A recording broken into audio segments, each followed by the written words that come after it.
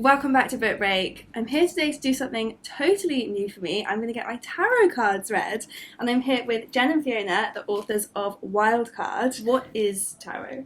Okay, so tarot is, generally speaking, a set of 78 cards. And so those 78 cards are split into two sections. You've got the major arcana and then you've got the minor arcana. And the word arcana means secrets. So the idea is that within these cards there are lots of secrets, but we prefer to say that actually they're just, all of life is within these cards. All of the challenges you'll face, all of the characters that you will be, all of the characters that you'll encompass in life. I think one thing that is quite interesting is a lot of people, they hear tarot and they immediately think, I'm going to find out what's happening next week, and it's, all about predicting the future. And that is definitely one way of using it. You can do sort of divinatory readings, but actually our practice is a lot broader than that. So we tend to look at tarot as a way of exploring any type of experience. It could be what's happened to you in the past. It could be how you're feeling right now, a challenge you're facing, what sort of you need to do to get through it. You can pull cards to find a hidden strength, a hidden weakness. You can pull cards for kind of like, what should I do? So it's quite open to interpretation, the way that you do it. Oh, very much so. And I mean, the way that anyone does it is open to interpretation. Like it's reading. It's definitely an art. Obviously, all 78 of the cards do have a set of basic meanings. I say basic, there's nothing basic about them, they're all quite complicated, but they have a set of meanings that are generally agreed to be what this card is about. And then the way in which you would interpret that in the space of a reading is affected by where it falls in a spread. It's affected by what other cards are around it. It's also affected by the person reading. I have certain associations with particular cards that Fiona might not, or that you as a querent, which you'll get to be in a minute. We'll teach you that word later. It's a great word. Excited it means to be the that. one who seeks. It's basically a fancy name for a person getting a tarot reading. Okay, A cool. querent might see something in a card and go, oh, that really makes me think of this. And actually, I always like to ask those questions, so does Fiona, and go, well, what does this bring up for you? Because normally, if you see an image and you have a powerful emotional reaction to it, it's probably because there's something you want to explore and think about. So we're going to get started. We're in the most amazing setting, I should show you. We're in Watkins Books, which is an esoteric bookshop in the heart of London. It's in Cecil Court, which is such a beautiful place. And I've just learned this shop is 126 years old. Ooh. So this feels like the perfect place for my first tarot reading. And they've got like 300 tarot decks, so amazing. We just spent the last 10 minutes going, cool. Lots to choose from. And have you explored downstairs? There's a whole floor downstairs with even more. Okay, well, I know what my morning will be. Yeah, we'll just stay here for hours. I will be here. We have brought with us 2 tarot decks. We're going to use this one because it's a slightly more traditional version. The basic card names and structure is all the same, but the illustrations are often quite different. So this one's very, as you see, very modern. That one's got a bum on it. Look at that. I love that one. A nude. This one's a bit less fruity. So we're going to read with the Spolia, which is one of our favourite decks. And we're going to do you a sort of shorter reading rather than a big long one. Obviously, tarot card readings can be quite massive. They can take an hour. We can pull 10 or 12 cards, but today I think we'll pull 3 cards, maybe a 4th for fun, because we sometimes like to. A wild card. A wild card. Yeah, see what we did there? Yeah. What we'll do is a version of a quite simple spread that I think most people would expect in tarot readings, or would normally know about, which is sort of past, present, future, but we will slightly alter it so that it's not entirely about predicting things, and we'll call it the origin. So where have you come from? What's kind of founding you? What's at your core? The situation, where are you right now? What's going on for you? What's happening? And then a kind of trajectory card, which is a bit of a suggestion card of where might you want to go, where might you want to focus your attention. Yeah. So I'm now, what was the word? You're a querent now. I'm a querent. You are a querent. Okay. One who seeks. Yeah. So if you just want to feel your way through the cards and select 3 cards, keeping them face down, and place one here, and one here. Okay.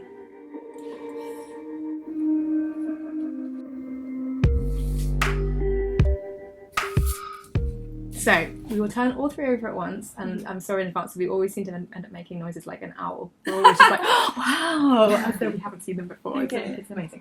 Okay, what have we got here in your origin card? Ooh, very interesting. Okay. Oh, okay. Oh, I like it. Nice. Classic. Oh, one of my faves. Okay, so for the benefit of the camera, we've got the 7 of Swords. We have the Ace of Coins, which is the Ace of Pentacles in most decks. We'll talk about that in a moment. And then we've got the Hermit, which I happen to love. Some people hear it and they're like, Hermit, don't love Hermit. We'll come back to him. Okay, so you're sort of the origin card. This is the card that's sort of about where you sort of come from in the past, what's been happening for you recently. This is the Seven of Swords, and the swords are the suit of the mind. So they're all about the things that we think, things that we overthink. They're about how we choose to communicate with others and what we do and don't do. And the Seven of Swords is an interesting card because it's a card, as you can see, there's a woman here who's got some swords. And this is a card that sometimes speaks to the difference between what is real and what is the whole truth of the matter is versus what you choose to show the world. You don't always have to give everything that you need. You don't always have to like push it all out there and be like, have all of me, let me rip my heart out and give it to you. So that's how I would read it. Fiona, how would you add? Well, I like this card when you look at it through the lens of kind of self-discovery. Often when I see this card, I reflect on moments in which I am coming to understand things about myself that perhaps I haven't said aloud yet. Yeah, it's really interesting. Well, so what you were saying about the kind of the private versus public sides of yourself is interesting, because I obviously do a lot of YouTube and I have my own YouTube channel as well. There's this perception that people think they know you when you're on the internet. So there's loads of people who think they have this image of who I am, and then having to realise, like, actually I don't necessarily want to give my whole like self to the internet. I don't want them to know everything. Love this card for you. Your middle card. Ooh, the Ace of Coins. So I love this card. This is actually, I see this as a very positive and quite an exciting card to receive. So the coins are one of the suits within the minor arcana of the tarot. And the coins are also called the pentacles, and they tend to speak to kind of our basic needs. So are we looking after ourselves? Are we doing enough exercise, eating the right things, doing a little bit of sort of me time? But also, have we got a roof over our head? Are we able to pay the bills? All those sorts of things. And the Ace of Coins is kind of like a seed. It's a new beginning. It's suggesting that there might be a new way of being, of working, of routine or health, something that you kind of want to kind of put out there into the world and see if it takes. It doesn't have to be big things. So it talks to potential, and it talks to that sense of kind of putting something out into the world or doing something new or trying something new. But it doesn't have to be a big thing. Like, this is not all about kind of going, right, that's it, I'm moving to Australia. Or like it can be that small change you make. I think we referenced it. It's an Angela Carter poem, which has the line, and I will probably misquote it slightly, but it's the smallest things are not the least marvellous. That's really interesting. So I've recently, at the beginning of this year, moved house. I moved up, so I'm living by myself for the first time ever. Congratulations. Love it. Big change.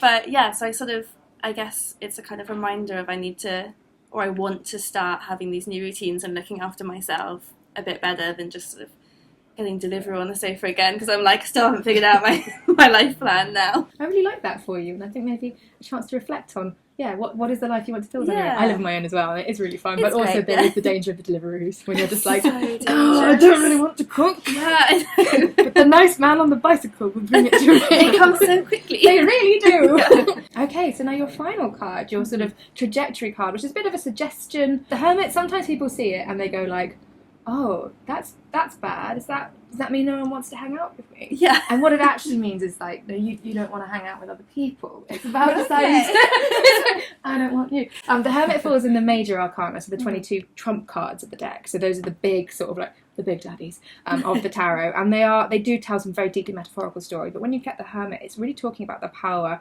of actually solitude and introspection and looking within yourself and finding your own joy and your own happiness within yourself. It's a card of like kind of doing your personal homework, figuring out where you stand as an individual versus within your social group, within your kind of age group, within all of those things. How do you feel about where you are right now? Yeah, it's really interesting. So I have always been not an introvert at all. I've said that my maximum time I can spend by myself is 45 minutes, and beyond that I'm like, wow, absolutely losing it. So lockdown was not good for me, but that is something that is changing because I'm now living by myself. And I deliberately a few weekends ago didn't make plans, because I usually am kind of manically making plans. I can't by myself, and I was like, I'm actually just going to have a weekend by myself and see what happens. And I loved it. It was a whole new thing. I took myself for a picnic by myself. Oh, that's so it was charming. amazing. I had such a great time. So yeah, there's sort of something to discover. Falling in love with your own Enjoying that company, time. dating yourself. Or I was like, I'm great, turns out. Yeah, we obviously should pull a wild card. So I think this is just a card for like, what else haven't we seen? Okay. What else might we want to think about? So just have a feel through, pull a Just card any card that speaks to you. Yes. Okay. What have we got?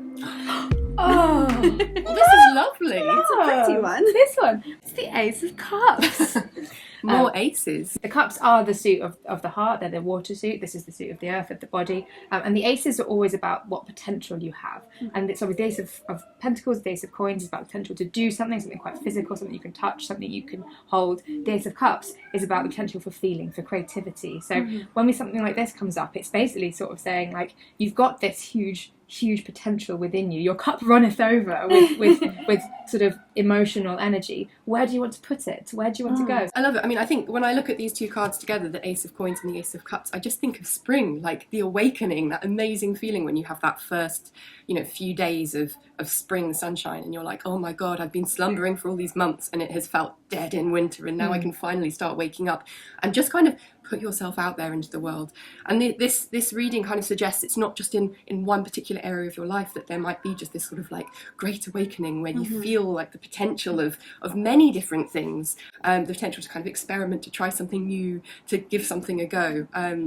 Is any of that optimism coming through? Yeah, I think of it. It's got lots of lovely new things happening in my life. So wonderful. Yeah. Oh, great. Well, look, that is your first tarot reading. I loved it. Did you? It's great. You're okay? Yeah, not more scared. of that. More tarot. That's good. Thank you so much. This has been so much fun.